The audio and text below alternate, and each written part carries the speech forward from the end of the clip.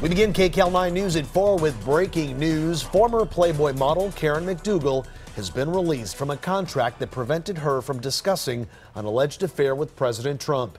McDougal had alleged in a lawsuit that American media chairman and President Trump ally David Pecker bought the rights to her story, but then Pecker never published the story.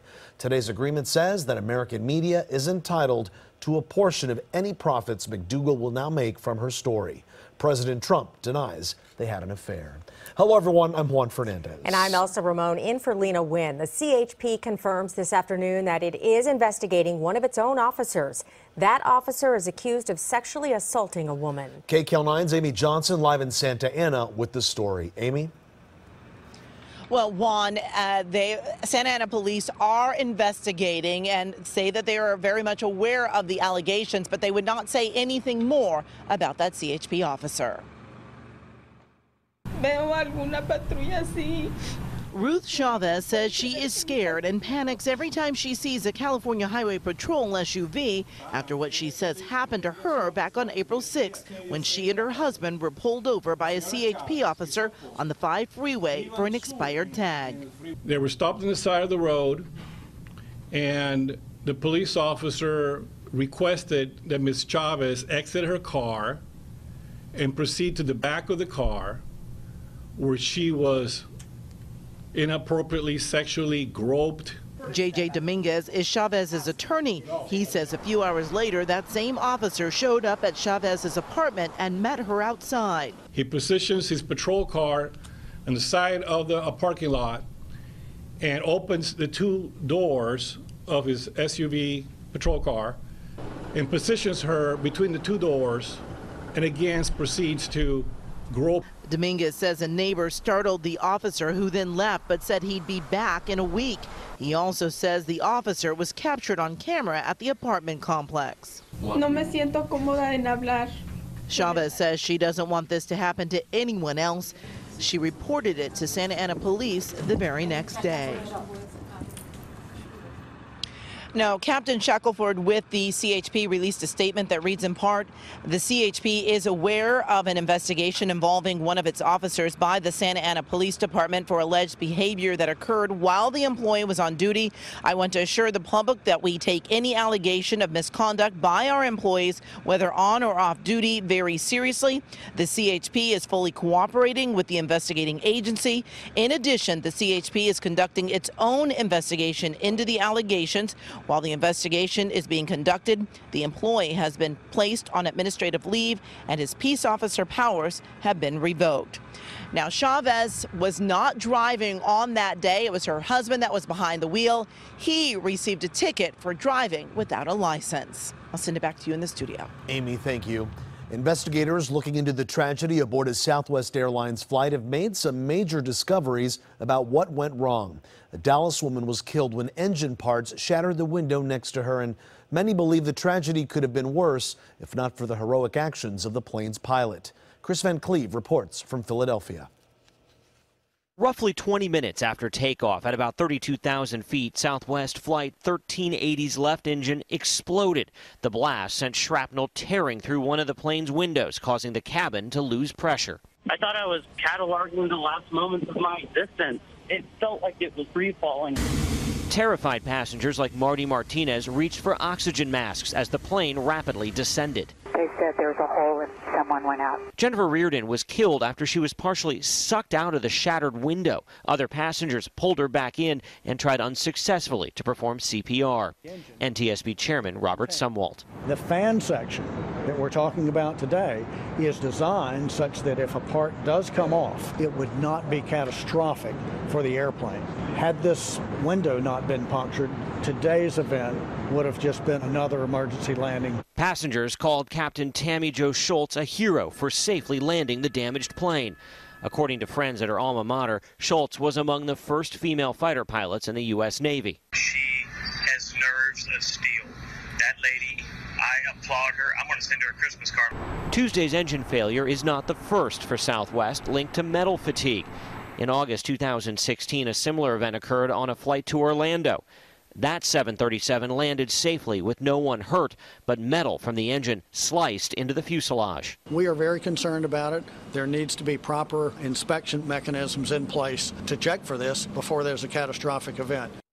The NTSB found signs of metal fatigue in a fan blade inside the engine here in Philadelphia that broke off. That may be what caused this accident. Now, after the 2016 engine failure, the FAA had been moving to require additional enhanced inspections of certain CFM engines for metal fatigue. Those are older engines similar to the one on this 737. Chris Van Cleve, KCAL9 News.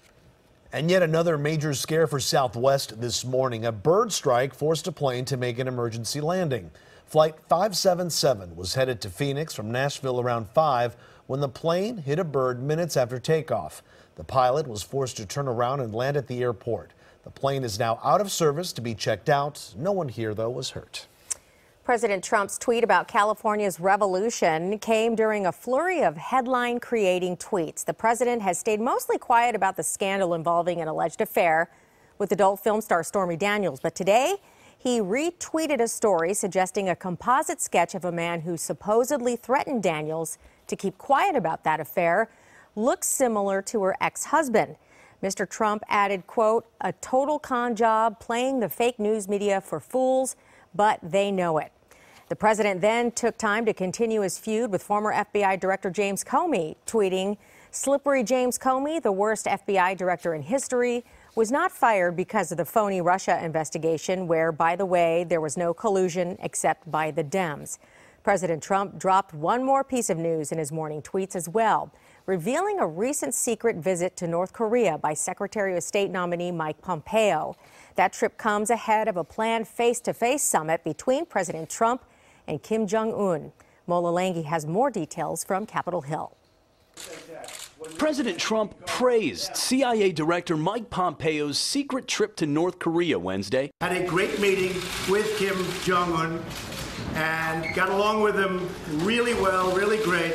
The meeting was to lay the groundwork for a face-to-face summit between the North Korean leader and President Trump later this year. We'll be having meetings with Kim Jong-un very soon. That'll be taking place probably in early June or a little before that, assuming things go well. It's possible things won't go well and we won't have the meetings. The president said 5 summit locations were under consideration. The 2 most likely are a neutral spot in the demilitarized zone separating the North and South, or on a U.S. Navy vessel off the Korean peninsula. Pompeo is on Capitol Hill meeting with senators as part of the confirmation process for Secretary of State, and lawmakers only learned about his North Korea trip after the press reported it. If truth and being forthcoming as the Secretary of State nominee is one of the standards we'd like to see for the next Secretary of State, I think he failed that. Pompeo's confirmation as Secretary of State is still up in the air, with Republican Senators Jeff Flake and Rand Paul saying they do not support Pompeo's nomination. But President Trump says at least one senator may change his mind. Rand Paul is a very special guy as far as I'm concerned. He's never let me down. And I don't think he'll let us down again. The president says he is not worried about Pompeo's confirmation vote. Mola Lenghi, Capitol Hill. Tributes continue to pour in today for former First Lady Barbara Bush from people around the world and those who knew her best. Her husband, former President George H.W. Bush, called her the most beloved woman in the world.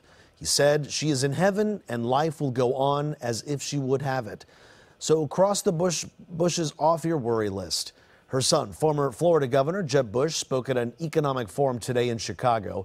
He said there was no way he would miss today's event, even though it's just one day after his mother passed away. She would have been very upset if I stayed home. That's not a Bush attribute. You commit to something, you're supposed to show up and do it. And I still feel her looming presence behind me saying, "You said you're only going to speak 30 minutes, so make sure you don't go beyond that." First Lady Melania Trump will attend the funeral on Saturday, as will former Presidents Barack Obama and Bill Clinton and their wives.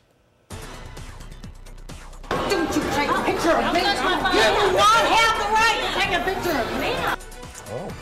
A fight club breaks out at a restaurant in Georgia when an angry grandmother takes on 2 service women. It's going to be significant, it's going to endure, and we're going to transform the way we do business. The founder of Starbucks opens up for the first time after accusations of racial profiling in his stores. Also, why one LA official wants to put the brakes on a popular traffic app. Greg. All right, well, stand by. We've got a cool down, a good 10 to 15 degrees as we look out over LAX or downtown Los Angeles, and a little bit of rain in the forecast coming up as well.